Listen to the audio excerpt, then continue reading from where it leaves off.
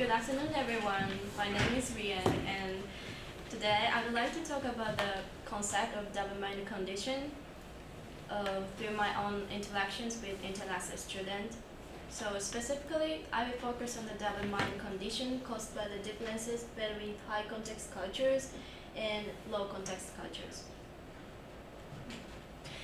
So I would like to talk about the high-context cultures that I have acquired in my life as a Japanese person, and the low context culture that I have seen and to a lesser extent experienced in my interactions with foreign students. Firstly, I think it is important to explain what are high context and low context cultures. So that in high context cultures, communication and messages are implied rather than directly understand what is being communicated. As the graph shows, Japan is considered one of the high context culture country. And people usually need a stronger understanding of the culture and its norm in order to understand what is being communicated. On the other hand, in low context culture, communication styles tend to be explicit.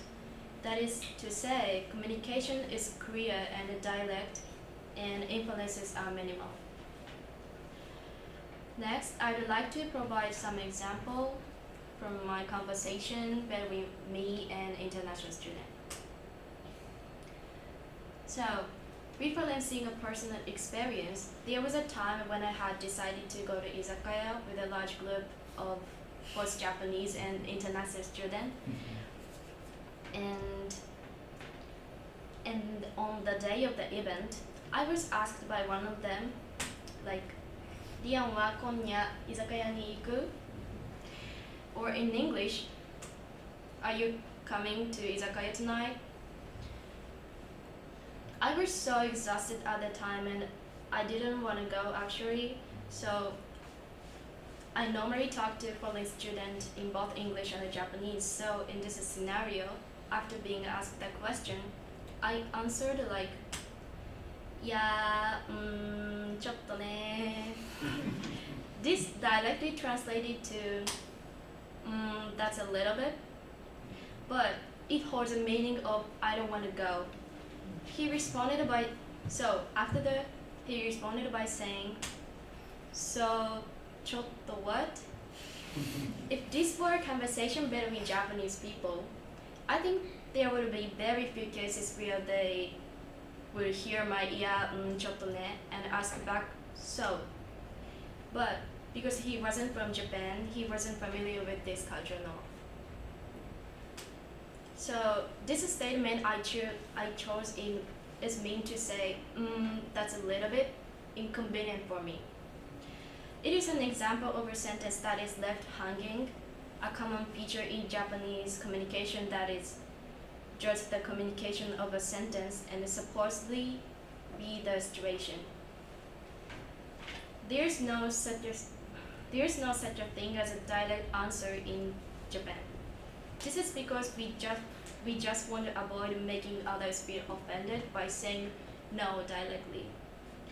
It is regarded as good things for us to say it, even though sometimes it makes people from other countries feel confused, or at least it has resulted in confusion from my foreign student friends in my own experience. So, of course, I had been stimulated by low context culture. For instance, the same situation I mentioned earlier, but when the time I'm going to izakaya with some friends in a gang, when I ask a question, "You're going tonight, right?" to one of them, but she said, "No, I'm not in the mood, so I won't go." I was kind of culture shocked by this because this is something that does not often happen in Japan, in Japanese people. If the Japanese want to decline an invitation, they will not try to communicate their intentions so clearly. Even if I'm not in the mood, I will probably tell a small lie, such as like, I can go because something urgent came up, something like that. This may be due to my own personality, but it is rather difficult to refuse appointments so clearly since I'm not in the mood. Thus, there is a big differences between high context and low context cultures, and I think the double-minded condition is explicit. I'm not saying that either culture is better or worse than the other. However, it is undeniable that when interacting with people from a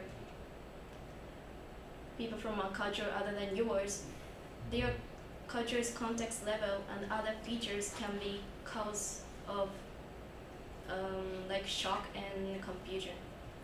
Therefore, we should all do our best to try to understand and emphasize with other cultures and respect them, regardless of how similar or different they are from our own. Thank you for listening.